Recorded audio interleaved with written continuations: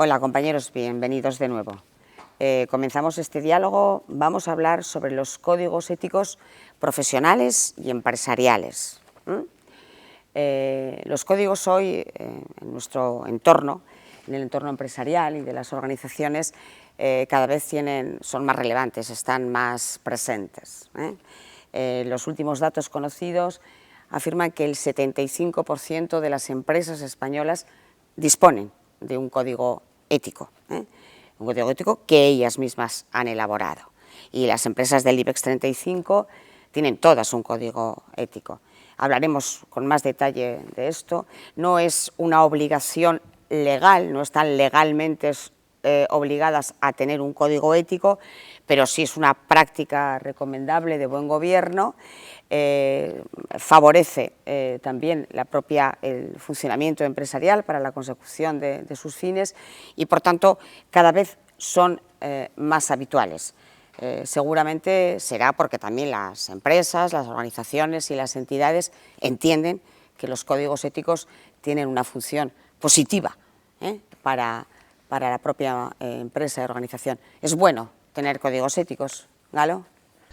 Hay una cosa muy curiosa cuando hablamos de los códigos éticos, que es comenzar precisamente destacando que su existencia es muy amplia, que son un instrumento muy habitual y ya común entre todas las empresas, organizaciones y grupos profesionales, y sin embargo nunca como hasta ahora hemos tenido la conciencia de que precisamente la vida profesional, empresarial, organizacional, pues tiene muchos elementos de escándalos, de malas prácticas, de situaciones moralmente poco recomendables, que nos hace pensar que posiblemente nos encontramos ante una situación en la que los códigos vienen a no impedir inicialmente la existencia de malas prácticas cuanto a recuperar el prestigio o la relevancia que una entidad o grupo profesional tiene, porque lo ha perdido dado una situación de escándalo o de mala práctica significativo. Nos encontramos ahí con una situación paradójica. Cuando tenemos más conciencia de que hay unas prácticas inadecuadas, descubrimos que hay una efervescencia de códigos éticos. Pero posiblemente una de las razones sea precisamente esto. No es tanto una paradoja como que el código aparece como un elemento para recuperar un prestigio, una reputación que se había perdido. También somos capaces de descubrir alguna otra paradoja, y es que si hacemos una encuesta en las entidades profesionales o en las organizaciones empresariales acerca de la importancia del código ético, descubriremos que la inmensa mayoría de los integrantes de la organización manifiestan con contundencia la importancia de dicho código. Sin embargo, si les preguntamos cuál es el significado y la aplicación, el uso que ellos hacen de ese código en su vida cotidiana, lo más normal es que digan que es prácticamente irrelevante. Es muy importante, pero parece que no tiene una aplicación, una utilidad concreta cotidiana. También es significativo destacar que detrás del nombre de códigos éticos, si profundizamos en los contenidos, acabamos descubriendo que de una manera muy mayoritaria son sobre todo códigos que tienen un carácter eminentemente legal, que están vinculados sobre todo a la evitación de las responsabilidades penales de las organizaciones después de las distintas modificaciones legislativas que ha habido entre nosotros al respecto, y que hacen que, a pesar de llamarse códigos éticos, propiamente su contenido no deja de ser sino un contenido fundamentalmente legal. Y yo me atrevería a decir que descubro otra paradoja importante, otra limitación importante, y es que, a pesar de que hablamos de ellos como códigos éticos y por lo tanto unos códigos que tendrían que ayudar a educarnos, a formarnos en nuestra musculatura moral, sin embargo, la mayoría de las veces sirven para todo lo contrario, para evitarnos el trabajo moral de la deliberación, y por lo tanto lo que hacemos es eso que se llama automatismo deontológico. Dígame usted cuáles son las normas, yo me comportaré como dicen las normas, sin poner nunca en juego la posibilidad de que todos y cada uno de nosotros, integrantes de la organización, podamos decidir qué es lo que tenemos que hacer en un momento determinado, siguiendo principios éticos que puedan ser significativos y relevantes. Por eso yo creo que es cierto, como tú dices, que los códigos éticos están ahí presentes en medio de nosotros de una manera cada vez más importante, pero yo descubro unas situaciones en este mismo contexto, cuando menos curiosas, si no paradójicas o a veces contradictorias. Sí, porque en el fondo yo creo que, bueno, a las organizaciones, a las empresas y a las personas que trabajan en ella, nos cuesta diferenciar lo que es propiamente la obligatoriedad legal de lo que es una obligatoriedad ética, basada en criterios de carácter ético. Es evidente que el código ético, incluso siendo, como decíamos antes, voluntario y recomendable, y tú has dicho una cosa que me ha parecido fundamental, Galo, en general los trabajadores y las otras personas que se relacionan con la organización conceden gran importancia al código ético, parece que les da cierta seguridad, pero luego realmente en su conducta y en sus relaciones acaba resultando irrelevante. ¿Por qué? Pues quizá porque al final llegamos a entender, y las organizaciones llegan a entenderse, que cuando realmente cumplen con sus obligaciones y cuando realmente están también protegidas, es cuando cumplen escrupulosamente con la legalidad establecida. Claro, pero el código ético, si tiene relevancia, es porque viene a cubrir todo un ámbito de la actividad en el conjunto, en el seno de la empresa y en relación con los trabajadores y con la sociedad, que la legalidad por principio no puede cubrir. Podemos comportarnos de una manera absolutamente fiel a las exigencias legales y sin embargo queda todo un ámbito y un campo de obligaciones morales que requieren una reflexión de carácter estrictamente ético, que veremos luego de qué tipo es, pero si no, las organizaciones no dan este paso. Realmente el código no va a tener, como tú dices, en las paradojas que has señalado, la relevancia que tiene que tener en el comportamiento del conjunto de las organizaciones y de los trabajadores y trabajadoras que la componen. Perú. Sí, a mí, me parece importante añadir otra perspectiva de análisis sobre las potencialidades, las virtualidades, las razones que pudieran justificar éticamente la existencia de un código ético en una organización, ya sea una organización empresarial, un colegio profesional, un colectivo, en el ámbito en el que ahora estamos haciendo la reflexión, un colectivo profesional de una u otra manera que se relaciona en sociedad con el resto de la sociedad, ¿no? Y esa perspectiva de análisis pregunta no solo, digamos, por el contenido formal, material, del código de ética, lo que pone y cómo influye lo que pone en nuestro quehacer diario, tanto como individuos como organizaciones, pero también deberíamos pensar en que el código de ética tiene un doble enfoque adicional. Por una parte es un mensaje.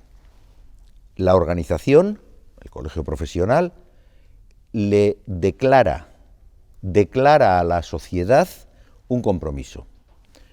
Esto hay un término en inglés que se utiliza mucho en la teoría del management, que es accountability, rendición de cuentas. La organización le dice a la sociedad: yo, en mi cultura, de lo que hablaremos luego seguramente, en mi cultura ética, incorporo estos elementos y me comprometo a comportarme de acuerdo con ellos, exigiéndome una responsabilidad que me puede ser exigida.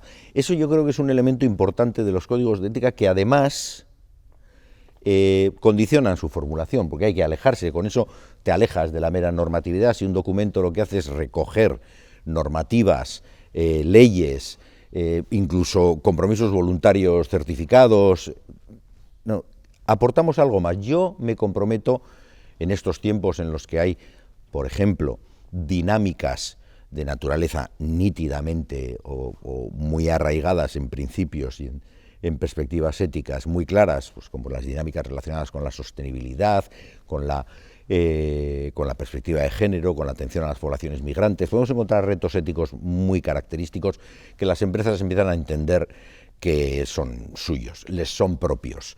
Bueno, la sociedad está esperando, no solo de las empresas, está esperando lo de las iglesias, de las universidades, de todos y cada uno de nosotros, pero también de las empresas espera una declaración. Yo respecto a estas cuestiones me comprometo en hacer esto y esto y esto, ¿no? A mí esa es una dimensión en la reflexión sobre el valor de los códigos éticos que me parece importante. Y hay una segunda reflexión también que complementa que se puede añadir a lo que veníais diciendo, ¿no? El propio proceso de elaboración de un código de ética tiene un valor, y es muy importante tener en cuenta ese valor. Un proceso de elaboración de un código de ética adecuadamente desarrollado de determinada manera tiene la potencialidad de reforzar la cultura ética de la organización. Estamos hablando de hacerse cargo toda la organización de lo que estamos diciendo, porque lo hemos co-construido, porque hemos participado, porque hemos incorporado en la necesaria visión de esa organización elementos a los que tengo yo acceso, porque estoy en el departamento de compras, o porque estoy en el departamento de producción, o porque estoy en contacto con determinadas realidades que rodean a la organización que está, no olvidemos, no fuera de la sociedad transaccionando con ella, sino incorporada directamente dentro de la sociedad como una ciudadana más, ¿no? Entonces a mí me parece que esos son dos elementos que también merece la pena tener en cuenta cuando hablamos de los códigos de ética. Sí, un pequeño apunte antes de darle el paso a Galo, porque creo que he hecho referencia a dos términos que desde el punto de vista ético no solo son relevantes, sino que son imprescindibles. No hay comportamiento ético y por tanto no hay código propiamente ético si no hay compromiso asumido libremente, más allá de condicionamientos, más allá de recomendaciones, más allá de búsquedas de otras finalidades, pero realmente tiene que haber un compromiso que la organización en su conjunto asume expresamente, y ese compromiso está ligado a otro término fundamental en el ámbito de la ética, que es el de la responsabilidad. Bueno, en castellano le decimos responsabilidad, que también es hacerse cargo, ¿no? Yo diría que aquí hay una paradoja o una dialéctica que tenemos que hacer referencia mínimamente, ¿no? Las empresas son responsables, de facto lo son porque les exigimos, pero una empresa, además de ser responsable, tiene que hacerse responsable, y cuando se hace responsable y además lleva a cabo un proceso como el que te has referido, eso acaba plasmado en un código ético. Si el código ético no recoge todo ese proceso de compromiso, de responsabilidad, de asunción de las consecuencias que inevitablemente tienen sus acciones, el código ético quizá, Galo, tiene no es quizá lo que debe ser. Espera un momento, Galo, porque hay una cuestión que se añade con mucha naturalidad a lo que acabas de decir, Begoña. Hacerse cargo y rendir cuentas, que accountability precisamente lo que añade es ese elemento. No puedes hacerte cargo desde una posición de dominar, una simetría de información, una simetría de poder. Tienes que rendir cuentas. Hay muchas veces que nos preguntamos, ¿y esto de la transparencia es tan importante éticamente? ¿Es un valor ético? La respuesta normalmente suele ser, es un valor medio que apunta en una determinada dirección. Según lo que transparentes, puede ser ético o no. Tú puedes ser perfectamente transparente y absolutamente inmoral. Normalmente te cuidas muy mucho de ser transparente cuando eres inmoral, eso también es verdad.